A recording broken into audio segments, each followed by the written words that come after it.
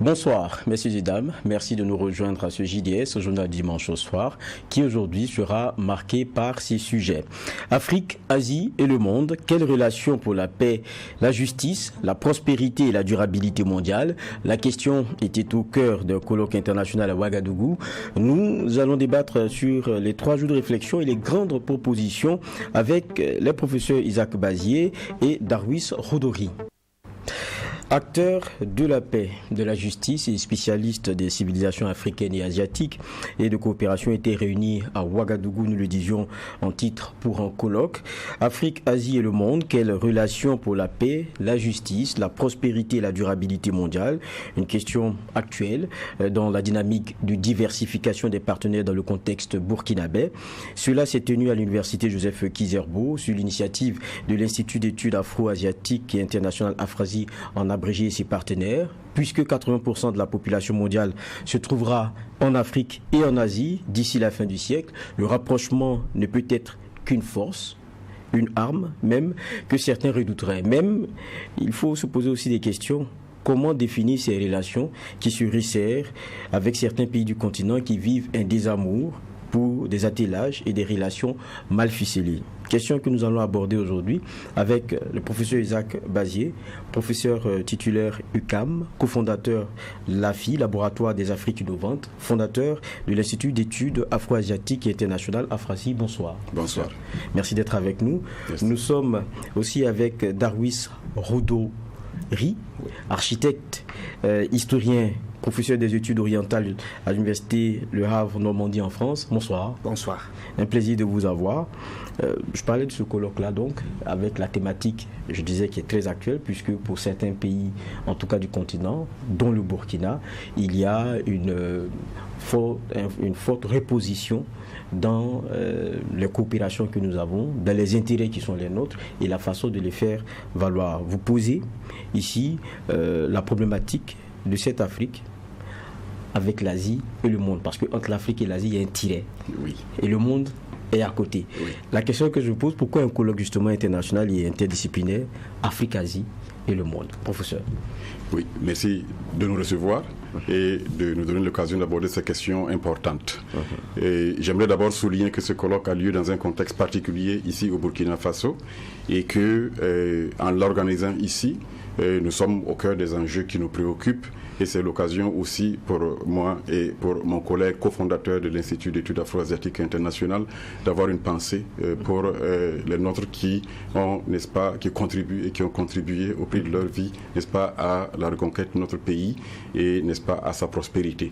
Donc, cela dit, un colloque donc sur l'Afrique, l'Asie et le monde. Et ce colloque n'est pas quelque chose que nous avons improvisé. Nous sommes des chercheurs, des enseignants-chercheurs qui travaillons depuis des années sur ces questions-là et nous avons eu le projet de cofonder l'Institut Afrasie ici à Ouagadougou pour avoir justement quelque chose qui, à partir du continent africain, va penser, n'est-ce pas, cette relation. Pourquoi donc ce colloque? C'est d'abord l'occasion de marquer le commencement des activités de l'Institut. Par ailleurs, donc, et de poser la grande question qui est au cœur de cet institut-là, l'Afrique-Asie et le monde. Parce que l'Afrique-Asie, le projet n'est pas pour vivre en autarcie, mais pour justement converger et voir de quelle façon est-ce que les deux continents qui partagent des éléments historiques et culturels peuvent apporter leur contribution au monde. Cela dit, nous avons choisi la date du 13 décembre aussi parce que c'est la date commémorative de la conférence des peuples africains, n'est-ce pas, organisée en 1958 par Kwame Nkrumah à Accra. Alors c'était l'occasion en même temps de souligner et de commémorer cela et de se poser des questions sur l'Afrique, donc à partir du projet donc, du panafricanisme. Alors maintenant, pourquoi ce colloque? Parce que, comme vous l'avez si bien dit, il y a les grandes puissances ou tout acteur de calibre international qui se prend au sérieux se donne rendez-vous en Afrique. Donc l'Afrique, le continent, est une fois de plus courtisé. Je dis une fois de plus parce que nous savons que le continent a reçu, je dirais, la visite non sollicitée du point de vue de l'histoire, de grandes puissances, l'esclavage, la colonisation. Et une fois de plus, nous voyons au début de ce millénaire une convergence vers le continent. Alors, il est important, au regard donc de ce qui se passe aussi du point de vue démographique, du point de vue de l'histoire, du point de vue des économies qui convergent et surtout du point de vue de la multipolarité du monde actuellement, où nous ne sommes pas dans cette dichotomie des blocs, mais où nous avons plusieurs options. Il est important que la réflexion s'intensifie sur le continent par rapport à ce que le continent peut prendre comme position vis-à-vis de toutes ces sollicitations qui sont très actuelles. Je vais venir vers professeur Rodori. Oui. Quand on regarde, on se dit, bon, pour se mettre ensemble, il faut avoir au moins des dénominateurs communs, des éléments qui vous rapprochent. Vous êtes historien. Oui. Qu'est-ce qui fait que le continent africain gagnerait plus à se rapprocher de l'Asie, gagnerait plus à penser à cette coopération-là et à la repenser?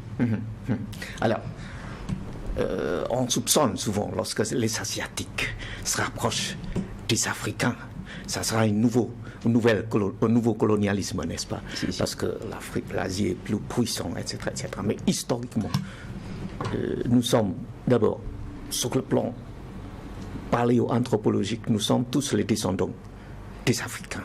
Les Asiatiques sont les descendants des Africains.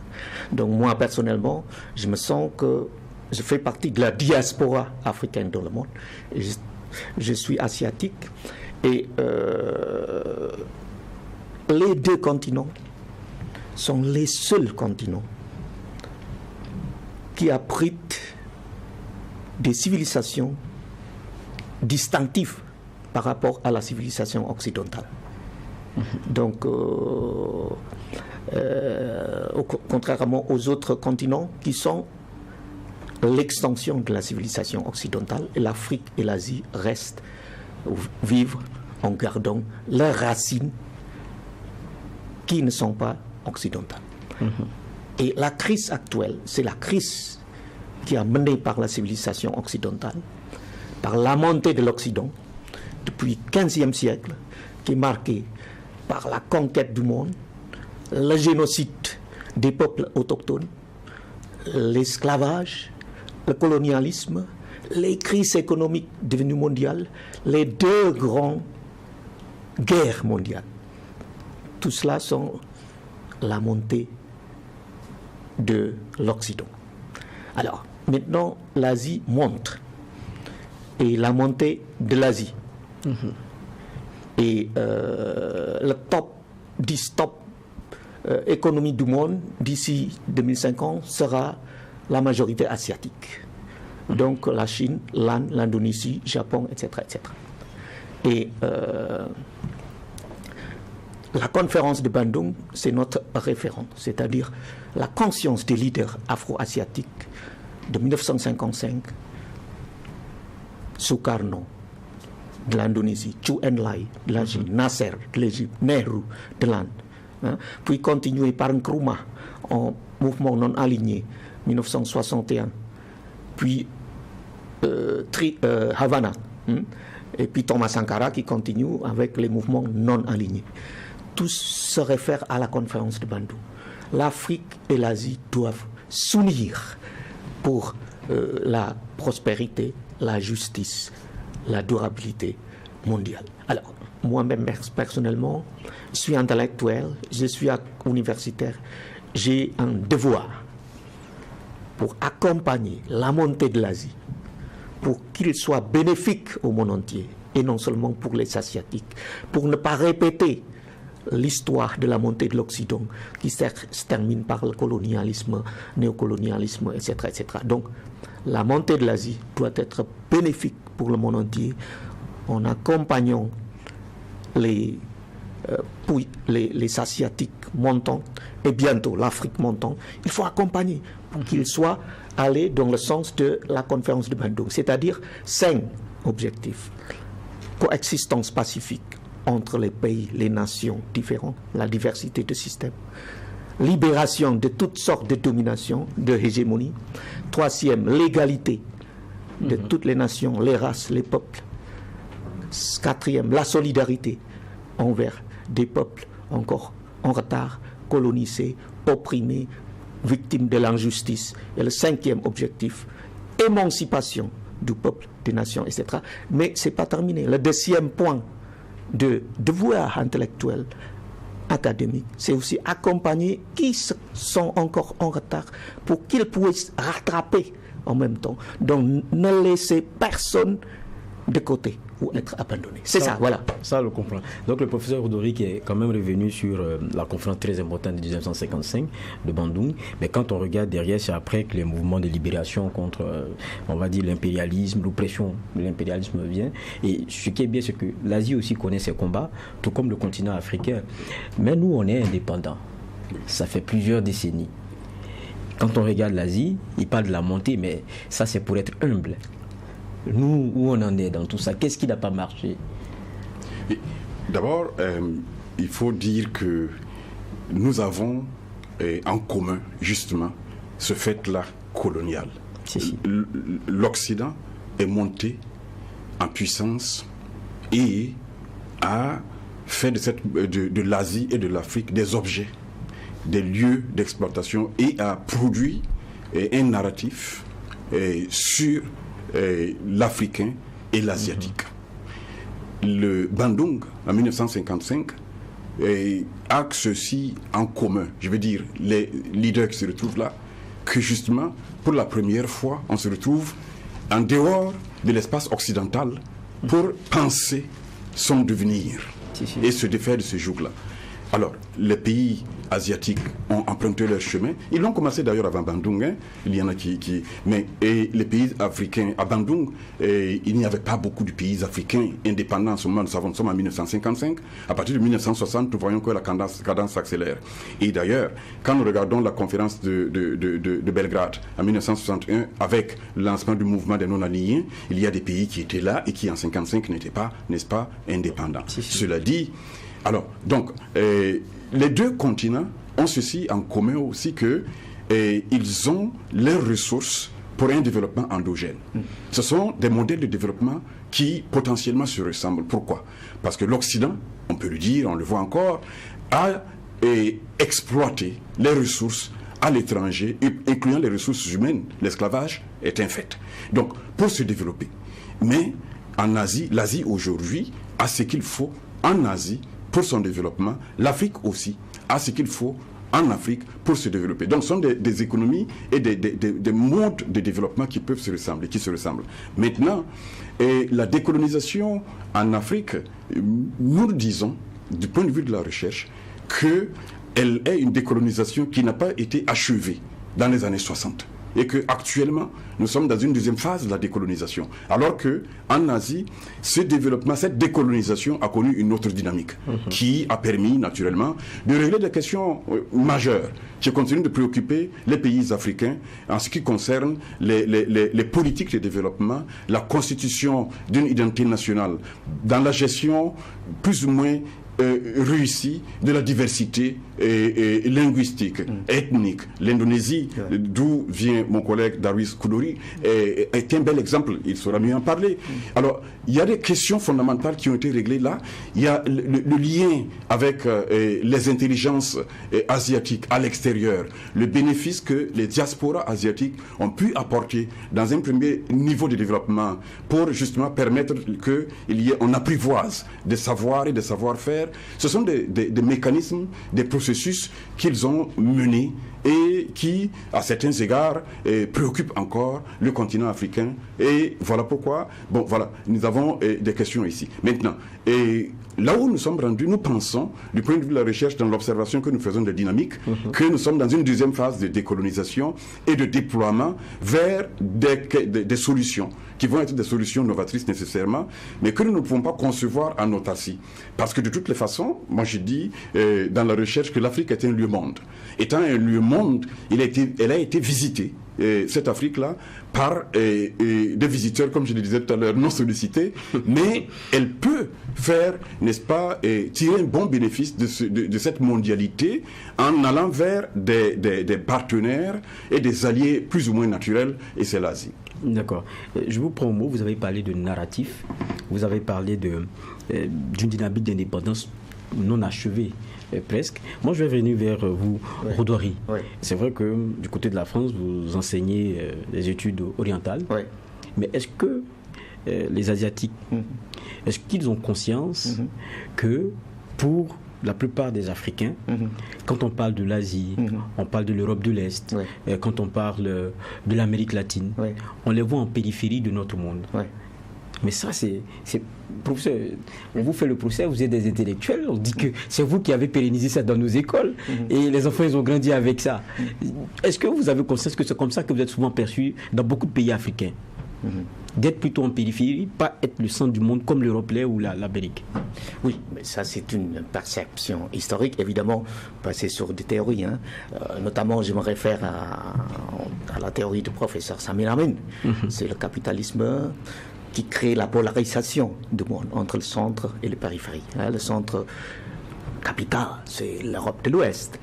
Et les périphéries sont les pays qui sont exploités, qui sont tournés autour du centre. C'est en quelque sorte une galaxie que j'appelle la galaxie occidentale. Donc la galaxie occidentale, nous sommes en dehors de l'Europe de l'Ouest et les États-Unis font partie. En dehors de ça, tous sont des périphéries, des satellites qui tournent autour, qui sont absorbés par la gravitation de l'Europe de l'Ouest. Donc nous sommes Afrique, Asie, Amérique latine. C'était la périphérie de cette galaxie capitaliste. Voilà. Et donc l'alternative pour cela, c'est ce que j'appelle constellation Bandung. Donc comment on casse ça? Voilà. Depuis 1955, voilà, comment on casse ça? Voilà. Donc des notions de l'astronomie que j'emprunte, la galaxie qui est un système capitaliste en fait, et la constellation qui est basée sur l'imagination, c'est-à-dire constellation, il n'existe que dans notre imagination basée sur l'idéal. Donc lorsque nous voyons des étoiles ici et là et nous lions les uns les autres, ça devient une constellation. Et la constellation Bandung, c'est la constellation basée sur les idéaux de la conférence de Bandung. L'imagination, l'imaginaire des peuples essentiellement afro-asiatiques lorsqu'on a organisé la conférence de Bandung. L'Amérique latine s'est jointe plus tard. Mais la constellation Bandung commence par afro-asiatique et puis Amérique latine, puis voilà, il se développe jusqu'à aujourd'hui, cette constellation de Bandung, mais ça reste quand même fragile, dans le sens que tous les pays africains, asiatiques et latino-américains ne partagent pas forcément avec ces scénarios-là. Voilà. D'accord. Ouais. Donc je reviens vers vous pour vous permettre de réagir, parce que c'est pas le pic, mais c'est un reproche qu'on fait très souvent à notre enseignement, c'est d'avoir été la caisse de résonance de ces choses-là et qui a fait qu'on est resté presque enfermé dans certaines façons de voir. Oui, vous savez, quand on parle de colonisation, on parle de culte, on parle d'un système. Et pour défaire ce système, on ne peut pas s'en prendre seulement à ces manifestations. Il faut y aller du point de vue des institutions qui pérennisent le système en question. Et ces institutions, l'école fait partie de ces institutions. La décolonisation, il y a Boaventura de Sousa Santos, un théoricien, qui dit que le Sud, et prenons l'Afrique, est le lieu où le Sud n'est pas chez lui. Qu'est-ce que ça veut dire? Ça veut dire que, étant au Sud, étant chez nous, nous sommes quand même frappés d'extériorité, comme dirait l'autre.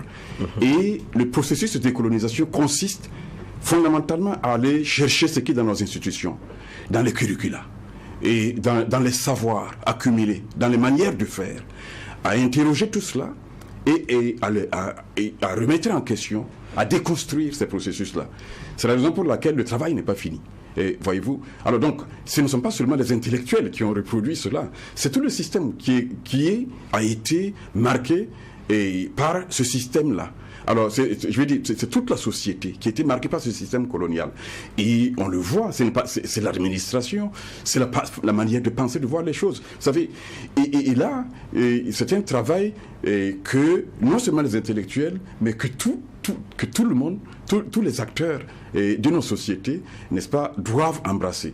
savez, lorsqu'on prend, par exemple, maintenant, la connaissance réciproque, mutuelle, et c'est la raison pour laquelle un colloque comme celui-ci et l'Institut d'études afro-asiatiques internationales, tel que nous l'avons fondé, ont toute leur importance. Pourquoi? Parce que, vous savez, vous vous promenez à Pékin et il y a des gens qui vous demandent la permission de vous photographier. Et alors, parce que, voilà, nous ne nous connaissons pas. Ce n'est pas seulement l'Afrique qui ne connaît pas l'Asie. L'Asie ne connaît pas assez bien l'Afrique non plus. C'est réciproque. Nous, et ceci est le fait, comme mon collègue le dit, de cette façon que l'Occident a eu de se constituer en centre du monde et de fédérer les regards.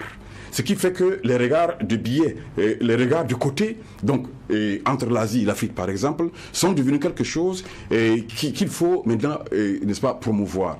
Alors donc l'idée, il y a deux choses. D'une part, d'aller vous demander, n'est-ce pas, comment aller contre cela. Et, premièrement, du point de vue des intellectuels et des enseignants-chercheurs que nous sommes et de l'institut que nous avons fondé, c'est d'abord de déconstruire. Vous savez, quand on veut se rendre quelque part, n'est-ce pas, et il y a deux choix. Ou on prend les sentiers battus, c'est plus facile, ou on se ferait de nouveaux sentiers. Alors, les sentiers battus, ce serait que l'Asie vienne en Afrique en transitant par l'Europe, en transitant par l'Occident, au lieu de venir directement. Ce serait que les Africains aillent en Asie en passant aussi par l'ancien centre. Mais le nouveau sentier, ce serait celui-là qui nécessite des efforts, vraiment, qui consisterait à déconstruire ce que l'Occident a dit sur l'Africain et ce que l'Occident a dit sur l'Asiatique. Pour que nous n'allions pas nous servir des images que l'Occident a mises en circulation sur l'Asie et réciproquement sur l'Afrique pour nous connaître. Cela veut dire, par exemple, qu'actuellement, au moment où nous sommes en train de diversifier nos partenariats, que nous fassions l'effort d'aller en Chine, d'aller en Indonésie, d'aller au Japon, au lieu de nous contenter de l'image que l'Occident, par exemple, projette de la Chine, et que nous allions au contact direct pour savoir qui sont-ils, que proposent-ils, et quelles sont justement les avenues, les convergences que nous pouvons observer, de manière à ce que nous puissions trouver des solutions innovatrices par rapport aux questions qui sont vieilles et qui sont nouvelles, qui se posent à tout le monde, mais auxquelles l'Afrique et l'Asie n'ont pas encore adéquatement répondu. Nous dirons, n'est-ce pas, que ces questions-là sont nombreuses, mais les solutions, les questions liées à la crise environnementale, les questions du sujet de l'individu par rapport à sa communauté, les relations de genre, et je veux dire, les projections sur l'avenir, et toutes ces questions-là, nous ne pouvons plus nous satisfaire des réponses qu'offre l'Occident, et je trouve que l'Afrique et l'Asie n'ont pas encore offert leurs réponses. Joseph Kizerbo disait, n'est-ce pas, que il va falloir que l'Occident ait l'humilité, un jour, d'apprendre, n'est-ce pas, de l'Afrique. Et aussi, nous disons ici ce soir, de l'Asie. Mais nous n'allons pas attendre qu'il fasse un mea culpa ou qu'il nous sollicite. Nous allons faire preuve d'agentivité. D'accord. C'est vrai que lors du colloque, le professeur Balma utilisait un terme que j'ai apprécié, j'avais noté ça quelque part. Il parlait du prisme déformant des identités asiatiques et africaines. C'est de ça que vous parlez aujourd'hui. Mais justement, il y a une question qui demeure quand même centrale. C'est vrai, l'Afrique et l'Asie dans un nouveau monde, pour un nouveau partenariat, c'est beau. Mais vous savez, quand vous êtes en situation de divorce, vous commencez à bien regarder ce qu'on met comme clause dans l'acte de mariage. Et là, on est courtisé. L'Afrique, c'est un continent courtisé aujourd'hui. Vous avez plein de sommets, Russie-Afrique, vous avez, je ne vais pas vous réciter ceux de l'Occident, en a Turquie, Afrique, il y en a plein aujourd'hui. Mais qu'est-ce que l'Asie veut offrir et qu'est-ce que l'Afrique attend? C'était les bonnes questions qu'on n'avait pas posées au départ. Qu'est-ce que vous avez à offrir? Voilà. Et donc la philosophie asiatique, évidemment, lorsqu'on tisse le rapport, c'est toujours il y aura un bénéfice mutuel, n'est-ce pas? Gagnant-gagnant. Gagnant-gagnant, n'est-ce pas? Ça c'est le principe de base. Et donc les échanges, n'est pas seulement la question technique, matérielle, mais aussi culturelle. C'est-à-dire s'il y a un échec dans les négociations, dans les échanges, etc., c'est essentiellement le problème culturel, parce que la barrière culturelle, ce n'est pas la question technique, mécanique avec le numérique, etc., etc. Voilà. Et donc, évidemment, les Asiatiques souhaitent l'Afrique, ce dont les Asiatiques ont besoin. Évidemment, il y a des des matières premières, etc., etc. Mais les Asiatiques, ils sont des savoir-faire. Alors, les Asiatiques, maintenant, ils sont tout ce qu'il faut pour se développer. Ils sont les matières premières également, dans certains pays comme l'Indonésie. Même le Japon n'a pas, Singapour n'a pas, mais l'Indonésie a tout ce qu'il faut. Il y a le pétrole, le gaz, le bauxite, le nickel, l'or, etc., etc. Deuxième, il y a le financement. Hein, Singapour, Hong Kong, ils sont des centres financiers, tout le monde. Tokyo. Hein. Il y a la technologie. Maintenant, la Chine, la Corée, ils sont avancés technologiquement. Hein. Quatrième point, il y a le marché. L'Asie, c'est un grand marché. Et cinquième, il y a main-d'œuvre. Les Asiatiques aussi, des échanges de main-d'œuvre aussi bien hautement qualifiés que nous. Donc, les Asiatiques pourraient se suffire eux-mêmes. Hein.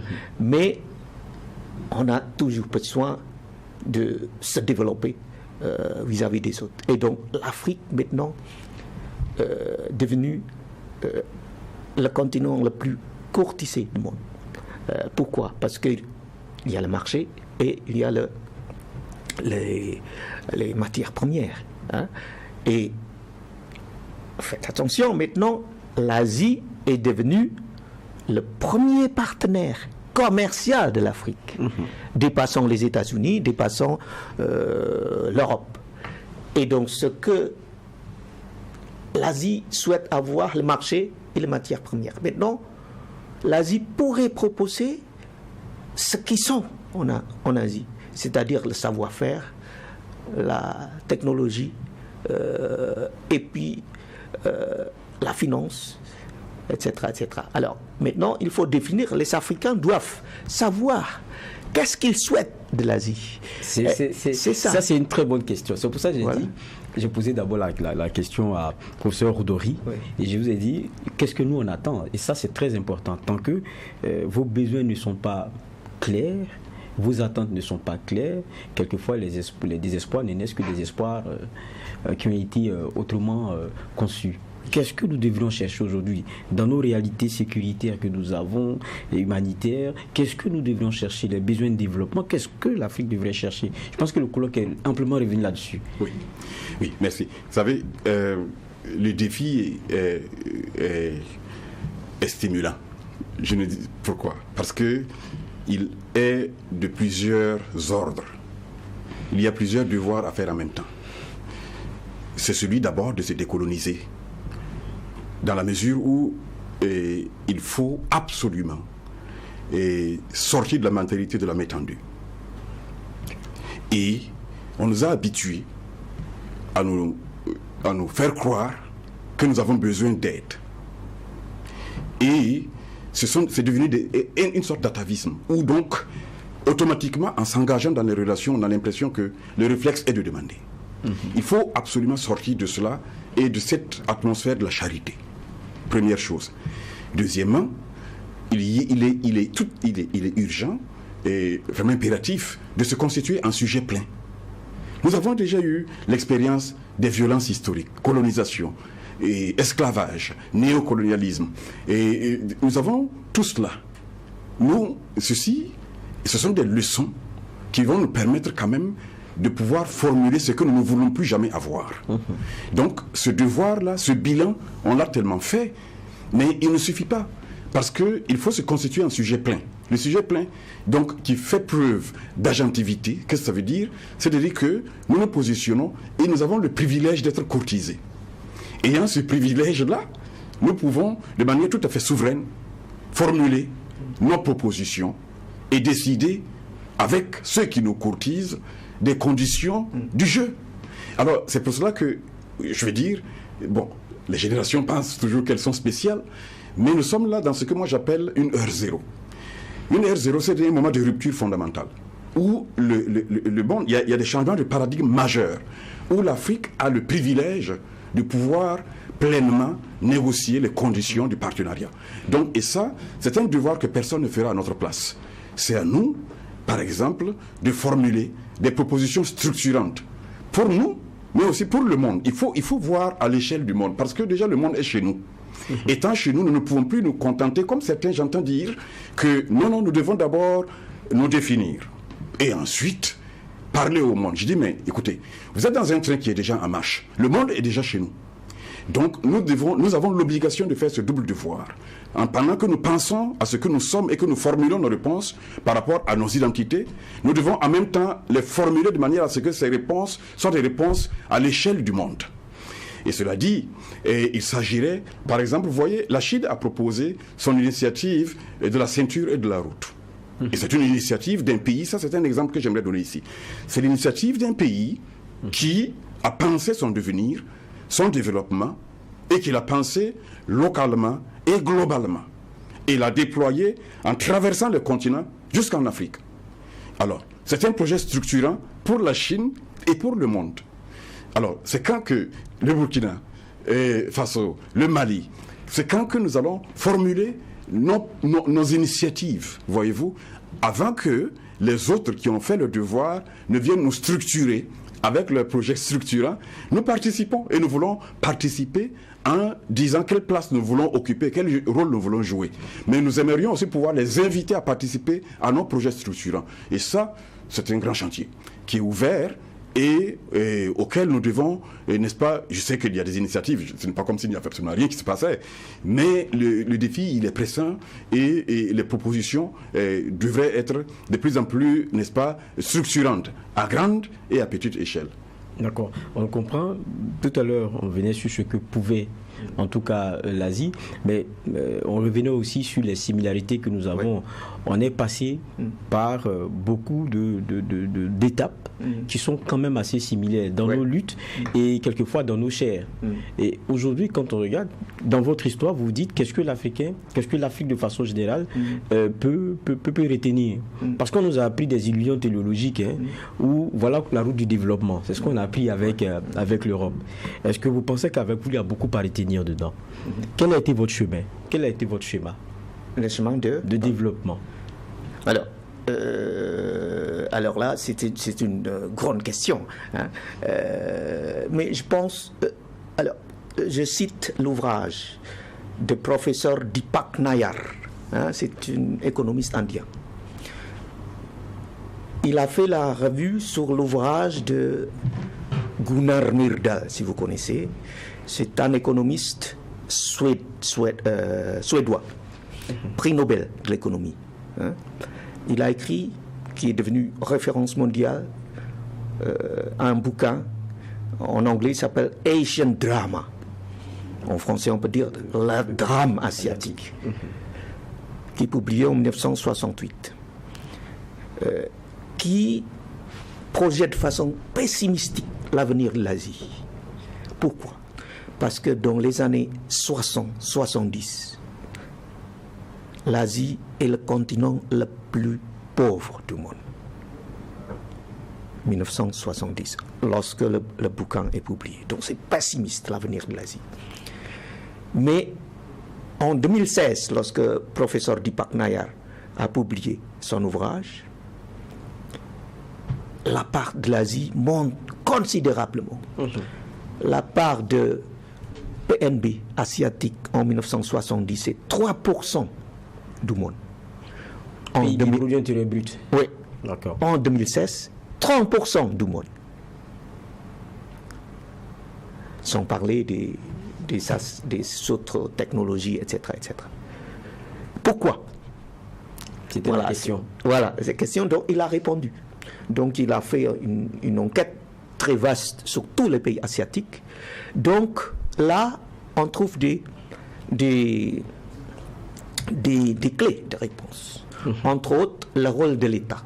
Dans les pays asiatiques, l'État joue un rôle important dans tous les pays.